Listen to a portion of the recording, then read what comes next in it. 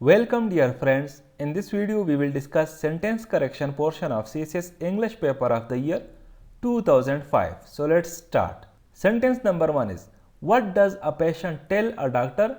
It is confidential. Correct sentence is, what a patient tells a doctor is confidential. अब यहाँ पे original sentence में 3 mistakes है। पहली बात तो ये है कि ओरिजिनल सेंटेंस में जो ऑक्सिलरी वर्ब है इसकी यहाँ पर ज़रूरत नहीं है और इसको हम रिमूव करेंगे। इसके पीछे रीज़न ये है कि ये जो सेंटेंस है ये एक डिक्लेरेटिव स्टेटमेंट है और जो भी सेंटेंस डिक्लेरेटिव स्टेटमेंट होती है जो कि वर्ड से शुरू होती है और क्वेश्चन स्टेटमेंट नहीं होती तो उसमें फिर हम इस तरह के ऑक्सिलरी वर्ब यूज़ नहीं करते। दूसरी बात यह है कि जो अ पेशेंट है, अ पेशेंट यहाँ पर सिंगुलर है तो इसी वजह से जो वर्ब इसके साथ आएगा तो वो थर्ड पर्सन सिंगुलर फॉर्म में आएगा। तो जो टेल है, टेल को हम सिंगुलर फॉर्म में करेंगे, थर्ड पर्सन सिंगुलर फॉर्म में, and that will be tells, क्योंकि प्रेजेंट इंडेफिनिट टेंस है। प्रेजेंट इंडेफिनिट टेंस में जो वर्ब आता है तो उसके साथ फिर एस या ईएस का इजाफा होता है, तो हमने टेल से टेल्स बनाया। तीसरी बात इसमें यह है कि इंग्लिश में जब हम इस तरह का स्ट्रक्चर यूज़ करते हैं जैसे कि what plus subject plus verb, तो उस वक्त हमें एडिशनल प्रोनाउन की इंक्लूजन की ज़रूरत नहीं होती। यहाँ पर जो इट है ये रिडंडेंट है, इस प्रोनाउन की यहाँ पर ज़रूरत नहीं है तो इसको हम रिमूव करेंगे। तो हमारे पास जो करेक्ट सेंटेंस बनेगी that will B, what a patient tales a doctor is confidential. Next is, it is a fact that I almost drowned makes me very careful about water safety whenever I go swimming. Correct sentence is, the fact that I almost drowned makes me very careful about water safety whenever I go swimming. अब यहाँ पे original sentence में अगर इस class को हम देखें, it is a fact that I almost drowned, ये एक सबऑर्डिनेट क्लास है और यहाँ पर ये एक्ट करती है as the subject of the main clause, और मेन क्लास यहाँ पे है makes me very careful about water safety whenever I go swimming.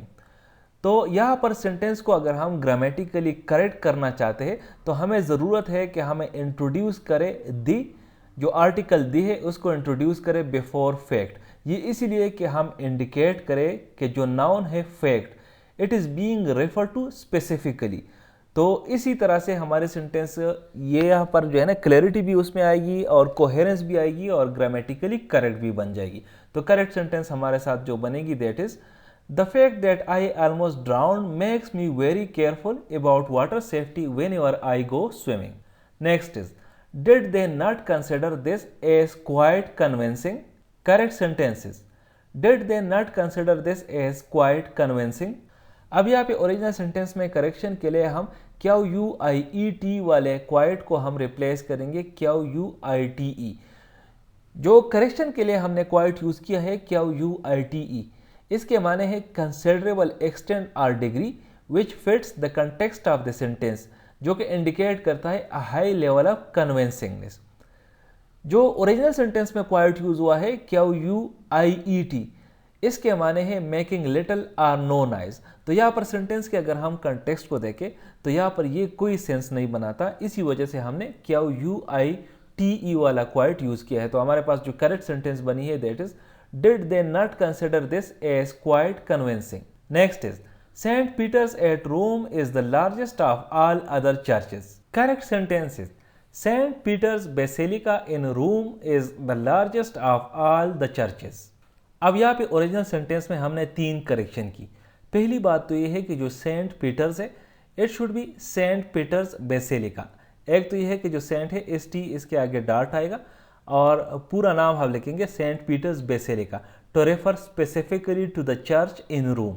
दूसरी बात ये है कि यहाँ पर जो एट रूम लिखा गया है, एट रूम को हम कन्वर्ट करेंगे इन रूम में, एट की बजाय हम एन यूज़ करेंगे to indicate location properly.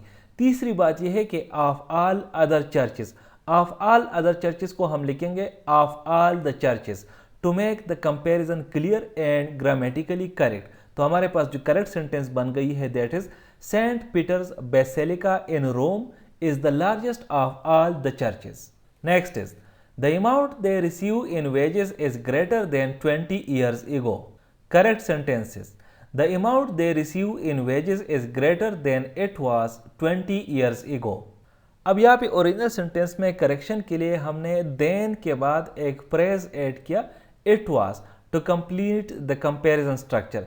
Comparative constructions में हमें ज़रूरत होती है कि हम इंश्योर करें that the compared elements are parallel. इस केस में अगर हम देखें तो जो ग्रेटर देन है it should be followed by a complete clause that mirrors the structure of the initial part of the comparison. और जो initial part of the comparison है that is the amount they receive in wages. तो हमारे पास जो correct sentence बनी है that is the amount they receive in wages is greater than it was 20 years ago. Next is, they succeed with hardly making any effort. Correct sentences, they succeeded with hardly any effort. अब यहाँ पे original sentence में हमने hardly के बाद जो word है making इसको रिमूव किया है to make the sentence grammatically correct. जब हम एडवर्ब यूज़ करते हैं हार्डली तो ये ऑलरेडी इम्प्लाई करता है कि किसी चीज़ की कमी है, lack or scarcity of something। तो इसी वजह से there is no need to use making to convey the idea of minimal effort। तो हमारे पास जो करेक्ट सेंटेंस बनी है that is they succeeded with hardly any effort। Next is whatever have you done। Correct sentences what have you done। अब यहाँ पे original sentence में whatever को हमने रिप्लेस किया what से और हमारे पास सेंटेंस करेक्ट बन गई। Whatever हम इस्तेमाल करते हैं to indicate a range of possibilities or choices, जबकि what हम इस्तेमाल करते हैं to ask for specific information और to refer to something specific. इस सेंटेंस में अगर हम देखें तो इस सेंटेंस में what जो है वो ज़्यादा अप्रोप्रिएट वर्ड है to ask for specific information about the action that was done. तो हमारे पास जो करेक्ट सेंटेंस बनी है that is what have you done. Next is the officers were given places according to their respective ranks। Correct sentences, the officers were given places according to their ranks। अब यहाँ पे original sentence में जो word है respective, ये जहाँ पर unnecessary है इस कंटेक्स्ट में, क्योंकि जब आप दियर यूज़ करते हैं तो दियर के साथ फिर रेस्पेक्टिव की ज़रूरत नहीं पड़ती। अगर आप रेस्पेक्टिव यूज़ करते हैं तो ये रिडंडेंट हो जाता है, तो हम रेस्पेक्टिव को रिमूव करेंगे। जब हम दियर रैंक्स की बात करते हैं तो ये ऑलरेडी इम्प्लाई करता है that each officer is given a place according to their own rank, so there is no need to explicitly mention respective. तो जो हमारे पास करेक्ट सेंटेंस बनी है that is the officers were given places according to their ranks. Thank you for watching this video. Stay blessed.